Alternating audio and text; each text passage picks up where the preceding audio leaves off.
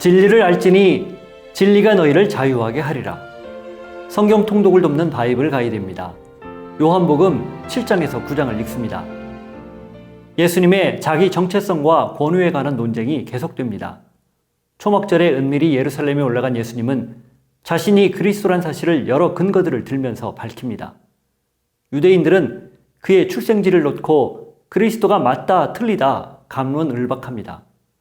초막절 마지막 날 예수님은 누구든지 자기에게 와서 마시는 사람은 생수의 강이 흘러나오게 될 것이라 말하며 성령을 약속합니다.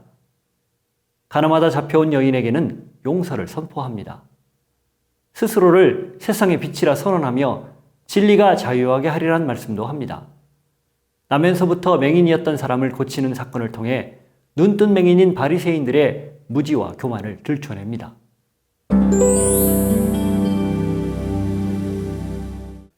예수님이 자신과 하나님을 동등하게 말한 것 때문에 유대인들이 예수님을 죽이려 합니다. 이에 예수님은 유대 지역 대신 갈릴리 지역을 주 활동무대로 삼습니다. 예수님을 믿지 않던 형제들이 예수님에게 초막절에 예루살렘으로 올라가 세상에 자신을 나타내라고 말하지만 예수님은 이를 거절합니다. 그러나 예수님은 자신을 드러내지 않고 은밀히 올라가 성전에서 가르칩니다. 5장부터 이어온 논조, 아버지가 일하니 나도 일한다. 이것이 계속됩니다. 내 교훈은 내 것이 아니요 나를 보내신 이의 것이니라. 그러면서 안식일에 38년 된 병자를 고친 일로 유대인들이 예수님을 죽이려 하는 걸 다시 언급하며 모세의 율법을 범하지 아니하려고 사람이 안식일에도 할례를 받는 일이 있거든 내가 안식일에 사람의 전신을 건전하게 한 것으로 너희가 내게 노여워하느냐? 안식일에 대한 유대인들의 오해와 종교적 오만을 지적합니다. 그리스도에 대한 사람들의 오해는 계속됩니다. 우리는 이 사람이 어디서 왔는지 아노라. 예수님이 나사렛 출신이라는 걸 문제 삼는 것입니다. 그리스도는 미가서 5장 2절에 따르면 다윗의 동네인 베들레헴에서 태어나야 합니다. 마태와 누가는 이를 잘 증명합니다. 그러나 당시 유대인들 중엔 신구약 중간 시대에 생긴 계시 문학의 영향으로 그리스도는 그가 어디서 오는지 아무도 알 수 없다라고 생각하는 사람들도 있었습니다. 예수님은 내가 그에게서 났고 그가 나를 보내셨음이라. 이어 내가 너희와 함께 조금 더 있다가 나를 보내신 이에게로 돌아가겠노라 말씀하며 자신이 하나님의 보냄을 받아 이 땅에 왔고 때가 되면 다시 돌아갈 것임을 재차 확인시킵니다.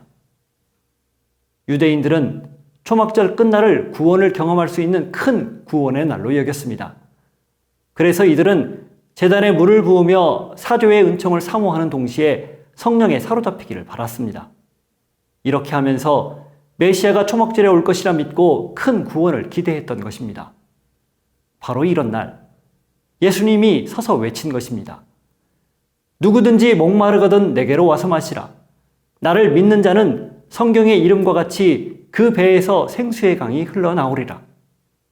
자신이 바로 그 메시아, 그리스도란 걸 밝히는 선언이고 동시에 성령을 약속하는 선언입니다.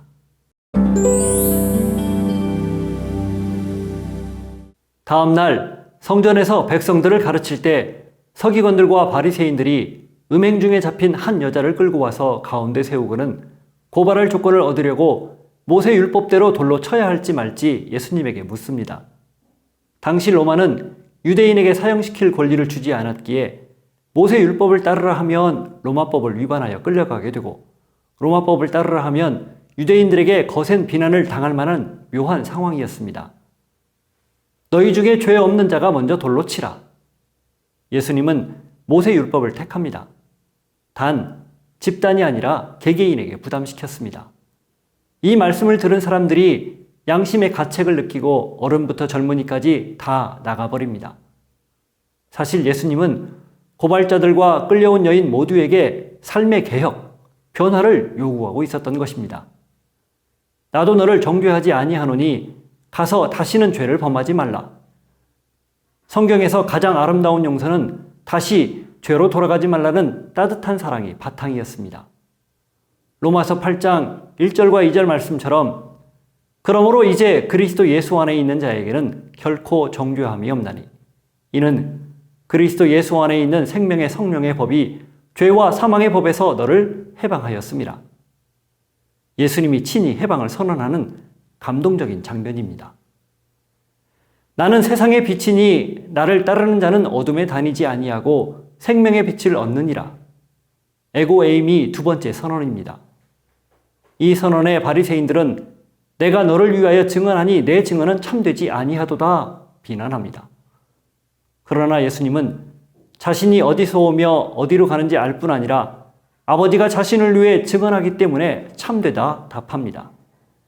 이어 십자가 사건 이후에야 비로소 인자가 그리스도인 줄을 알게 될 것이라 말합니다.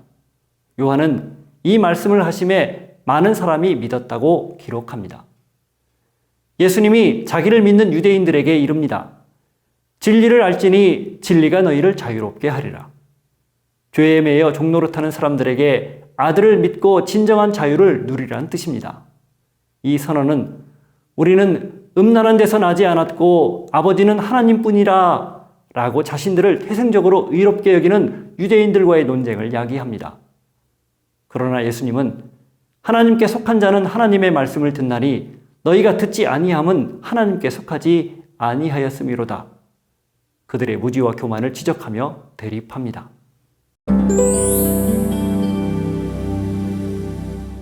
예수님이 안식일에 길을 가다 날 때부터 맹인이었던 사람을 만나는데 이때 제자들이 묻습니다. 라삐여, 이 사람이 맹인으로 난 것이 누구의 죄로 인함이니이까? 자기니이까 그의 부모니이까? 예수님이 답합니다. 이 사람이나 그 부모의 죄로 인한 것이 아니라 그에게서 하나님이 하시는 일을 나타내고자 하심이라. 이 말씀 후에 땅에 침을 뱉어 진흙을 이겨 눈에 바른 후 실로암 못에 가서 씻게 해 치유합니다. 사람들이 전에 맹인이었던 사람을 바리새인들에게 데려가는데 이 일이 안식일에 벌어진 것이 문제가 돼 바리새인들 사이에 논쟁이 일어납니다. 하나님께로부터 온 자라면 안식일을 범할 리 없다는 게 이유였습니다. 바리새인들은 맹인이 예수를 선지자로 아는 것이 못마땅해서 그의 부모까지 불러다 진짜 맹인이었는지와 어떻게 눈을 뜨게 되었는지를 알아보려 하지만 그의 부모는 자기 아들이 장성했으니 그 책임을 스스로 질 수 있을 거라 답합니다. 이는 예수를 그리스도로 시인하는 자는 누구든 출교하기로 결정한 사실을 부모가 알고 있었기 때문이었습니다. 바리새인들은 맹인이었던 사람에게 다시 묻지만 그의 대답은 그저 사실 그대로였습니다. 그가 죄인인지 내가 알지 못하나 한 가지 아는 것은 내가 맹인으로 있다가 지금 보는 그것이니이다. 원하는 답을 얻지 못한 바리새인들은 그를 쫓아내버립니다. 쫓겨난 맹인을 찾아간 예수님은 그가 예수님이 그리스도란 사실을 믿는 것을 보고 내가 심판하러 이 세상에 왔으니 보지 못하는 자들은 보게 하고 보는 자들은 맹인이 되게 하려 함이라 말합니다. 이 말을 들은 바리새인 중 몇이 우리도 맹인인가 말하자 너희가 맹인이 되었더라면 죄가 없으려니와 본다고 하니 너희 죄가 그대로 있느니라 답합니다. 스스로 지혜 있다고 생각하며 하나님을 잘 안다고 자처하는 자들이 정작 보고도 보지 못하는 맹인이 되었다는 걸 지적하는 것입니다.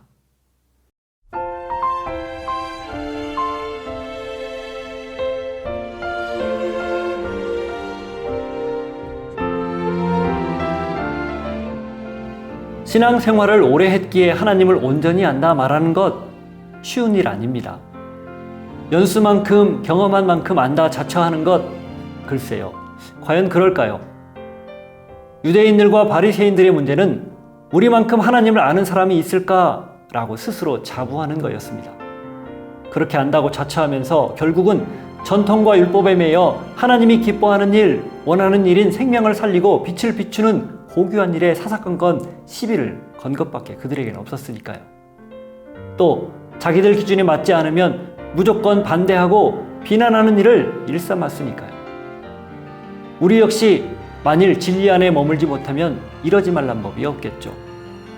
그래서 오늘 우린 진리, 곧 말씀을 제대로 알고 있는지, 그 말씀을 깨닫고 있는지, 그리고 그 말씀대로 살고 있는지 스스로 살펴야 합니다.